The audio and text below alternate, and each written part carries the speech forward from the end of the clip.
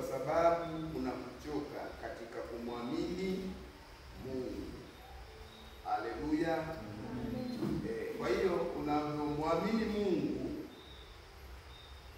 kwanza unaweza ukajiuliza, unamwamini Mungu kwa sababu gani? Kwa sababu inapokuja upande wa kuchoka ni kwamba kuna kitu umesubiria Mungu akufanyie, alafu kwa ule muda ambao wewe ulikusudia Mungu akufanyie haijafanyika. Huenda umesubiria kwa muda mrefu hilo swala litendeke kwako, umeliomba kwa muda mrefu lakini halijafanyika. Naona? Kwa hiyo kwa sababu tumeubeba mwili unaochoka. Haleluya. Naona mwili wetu unachoka tukisubiria kwa muda mrefu. Kuna wakati imani ndani yetu zinatingika. Naona? Sasa katika mazingira ya namna hiyo usichoke. Haleluya.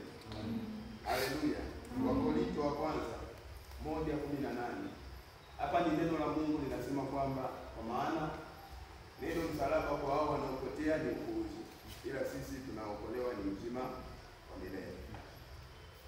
Kumwamini Yesu, ili mtu apate sababu ya kuaminika, lazima kuwe kuna kitu amefanya.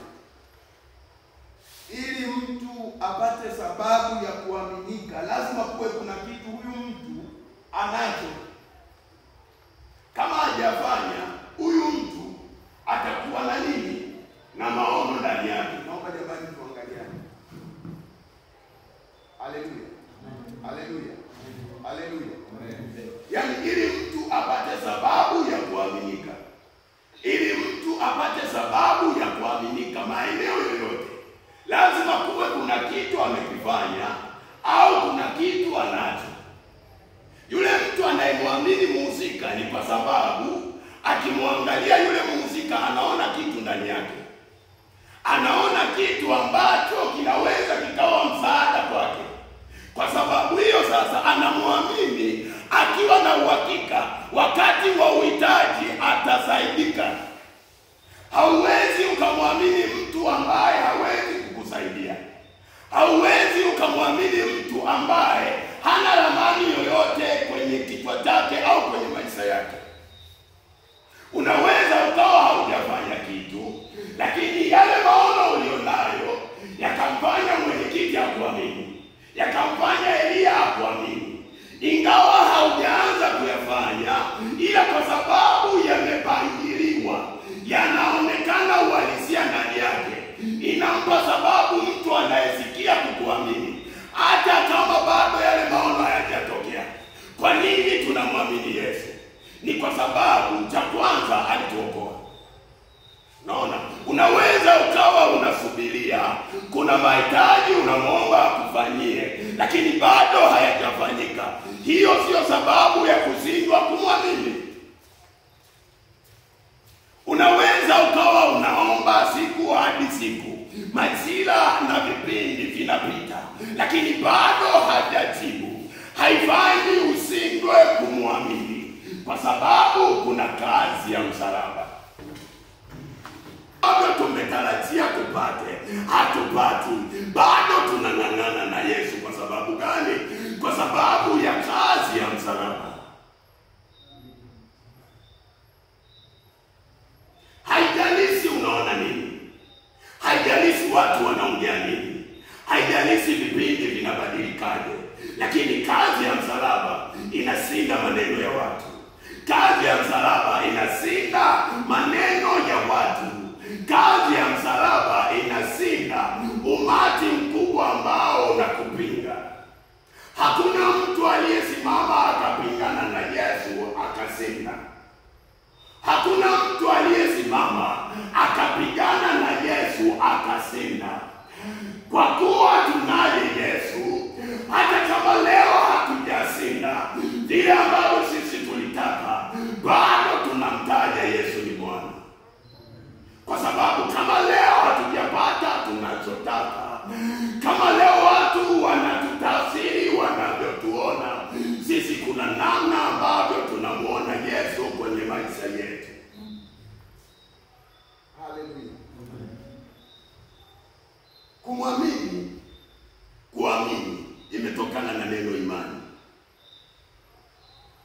kumwamini maana yake kitu hakijaonekana.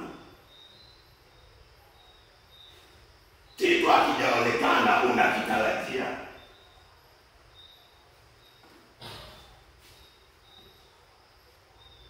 Haleluya. Haleluya. Kitu hakijaonekana unakitarajia.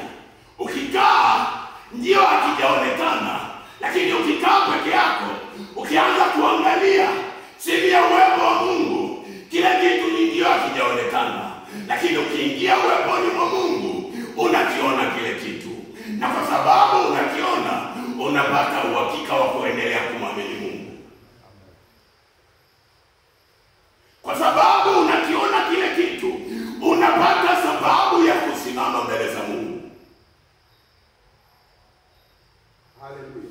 Amen. Hakuna sababu ya kuchoka.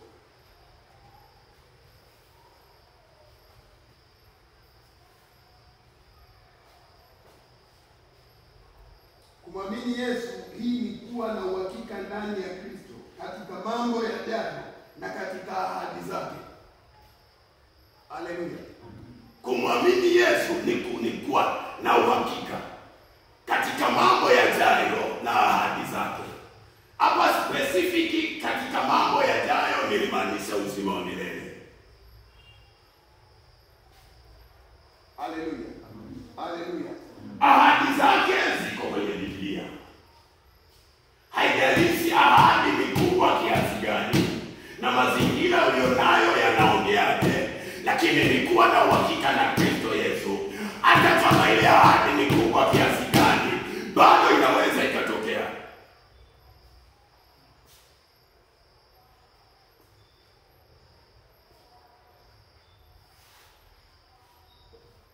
Tunaelewana kama kuna maono unayo. Haleluya. Amen. Tutaelewana kama una maono unayo. Na dimension ni kwamba kama maono yako ukimkabidhi mtu anaweza akayafanya yakatimia, hayo sio maono ya Mungu. Kama maono yako ulionayo ukimkabidhi mtu, haijalishi ana nini, haijalishi ana kipi, maono yako ukimkabidhi mtu anaweza akayafanya yakatimia vile vile ulivyotaka, bado sio maono ya Mungu.